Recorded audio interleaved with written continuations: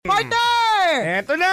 Nagpaparamdam na naman Ang ating Mahiwagang Burnay.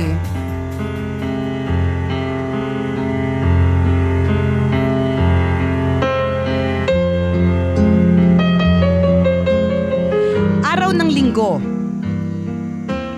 Sa isang simbahan ay taimtim na nakikinig ang mga tao sa sermon ng pare.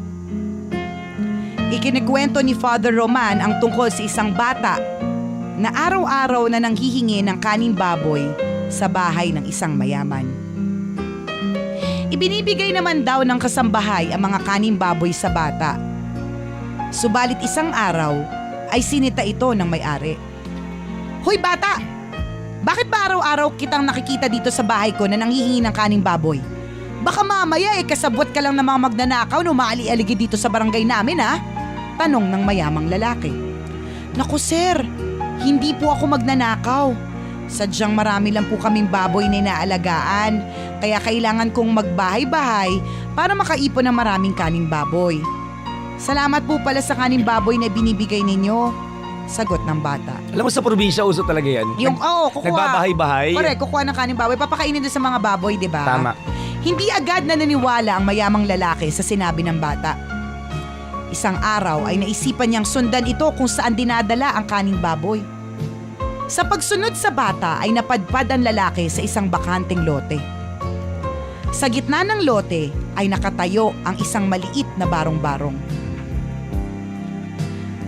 Sa tansya ng lalaki ay imposibleng magkasya ang napakaraming baboy sa loob ng barong-barong. Kaya naman, agad niyang kinumpronta ang bata at sinabing, "Sinungaling kang bata ka? Sabi mo marami kayong alagang baboy. Pero nasa na mga baboy na sinasabi mo? Ni isang baboy, wala ako nakita rito."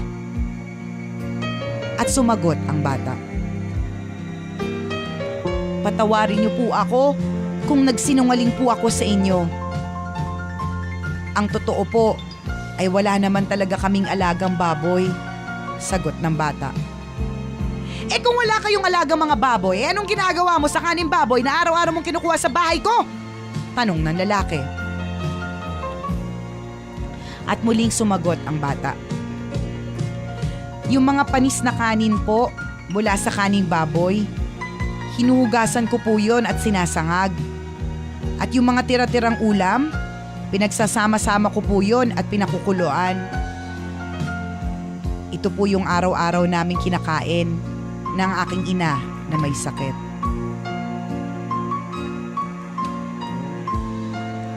Mga kapatid, matapos marinig ang paliwanag ng bata, ay napaluha ang mayamang lalaki sa sobrang awa.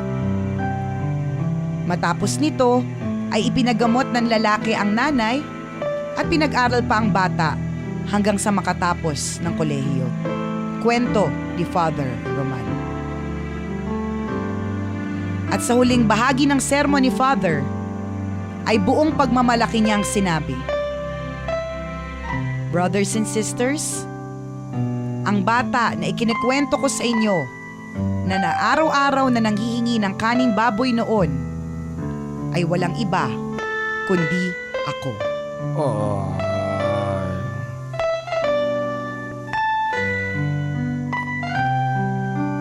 Nice naman nun. Gusto ko yung mga gantong klase mga kwento Kasi ibig sabihin nun, we have to be thankful. Oo naman. Nakakahiya naman kung nagrereklamo ka sa hotdog na mukhang nilapastangan, sa fried chicken na natuyot na, di mo alam kung fried chicken ba siya o lupang tigang. Makapagreklamo ka na ginisang sayote na naman. At least hindi mo kailangan maghugas ng kanin na panis at pakuluan para kainin ulit. At least hindi mo kailangang mangalkal ng basura para lamang makakain. Nagrereklamo ka masyado, wala kang boyfriend. Samantalang yung iba, walang makain.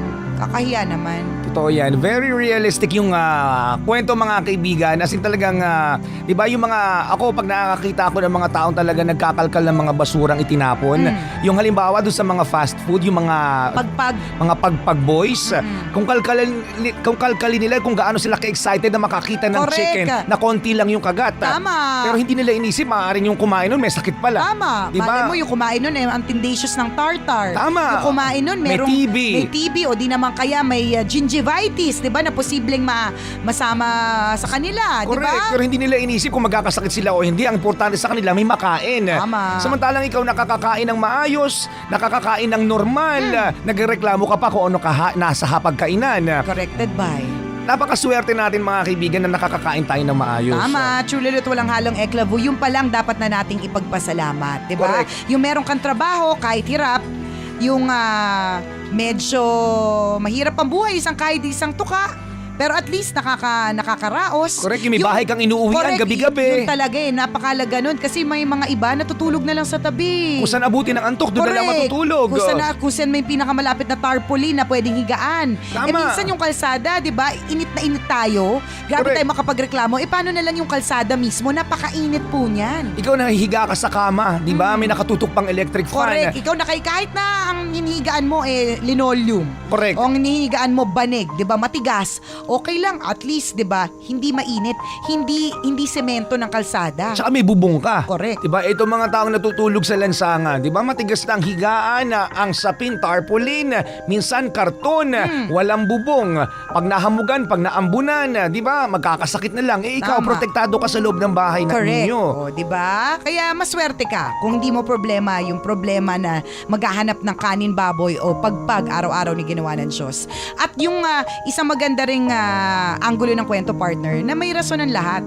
Correct. Tingnan mo, 'di ba? Sino mag-aakala na dahil doon yung mayamang lalaki na yon maawa pala, o yung mayamang lalaki na yon mahabag pala at pag-aaralin, at yung napag-aral na bata ay magiging pare, at yung pare magbibigay ng inspirasyon, 'di ba? Napakaganda ng kwento. Doon mo talaga may isip, no? Ang galing ni Lord. Galing. Ang galing ng mga kwentong ginagawa niya sa buhay nating tao. Correct, di ba? Alam mo, partner, talagang amazed ako sa mga success stories Yung sa mga nagsimula sa wala, Correct, tapos biglang meron, Totoo. dahil sa hirap, dahil sa alam nila na lahat ng bagay po ay pinaghihirapan. Kaya nga, di ba, partner, yung mga ibang mga may kaya, ginagawa pa rin nila yung best nila na huwag ibigay lahat. Dapat talaga, kasi huwag mong ibigay lahat. Kasi pag binigay mo lahat, iisipin nung tao, nung bata o nung anak, kahit basta ilambing ko lang sa magulang ko, pwede ko na makuha. Totoo, madaming ganyan. Oo, 'di ba? Pero hindi po sa buhay po, lahat po ng bagay ay pinaghihirapan.